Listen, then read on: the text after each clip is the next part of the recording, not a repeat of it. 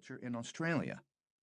In the 19th century, when Europeans first colonized Australia, they found a relatively lush green landscape. Like American economists in the 1950s, the Australian settlers assumed that what they were seeing was normal and that the conditions they observed would continue indefinitely. They invested heavily in developing farms and ranches on this seemingly fertile land. Within a decade or two, however, reality struck. The farmers found that the overall climate was actually far more arid than they were initially led to believe. They had simply had the good fortune, or perhaps misfortune, to arrive during a climactic Goldilocks period, a sweet spot when everything happened to be just right for agriculture. Today in Australia, you can find the remnants of those ill-fated early investments, abandoned farmhouses in the middle of what is essentially a desert. There are good reasons to believe that America's economic Goldilocks period has likewise come to an end.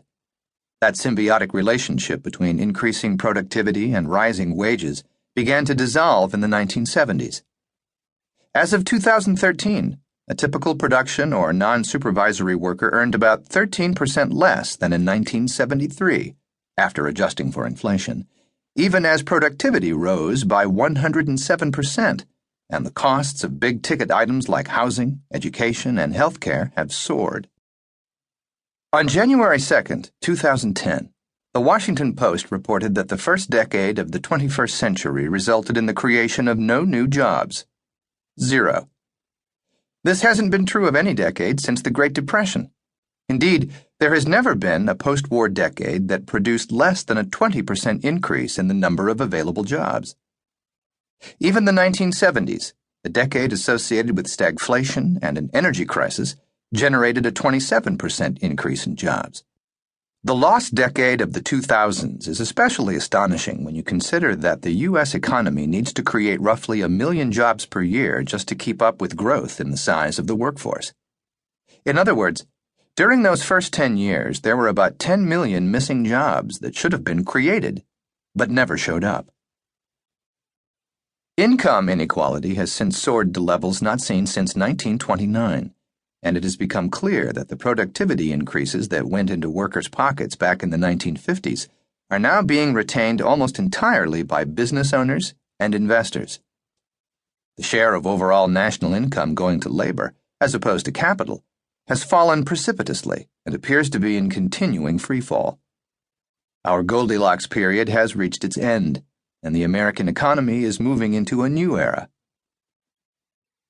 It is an era that will be defined by a fundamental shift in the relationship between workers and machines. That shift will ultimately challenge one of our most basic assumptions about technology, that machines are tools that increase the productivity of workers. Instead, machines themselves are turning into workers, and the line between the capability of labor and capital is blurring as never before. All this progress is, of course, being driven by the relentless acceleration in computer technology. While most people are by now familiar with Moore's Law, the well-established rule of thumb that says computing power roughly doubles every 18 to 24 months, not everyone has fully assimilated the implications of this extraordinary exponential progress. Imagine that you get in your car and begin driving at 5 miles per hour. You drive for a minute, accelerate to double your speed to 10 miles per hour, drive for another minute, double your speed again, and so on. The really remarkable thing is not simply the fact of the doubling, but the amount of ground you cover after the process has gone on for a while. In the first minute, you would travel about 440 feet.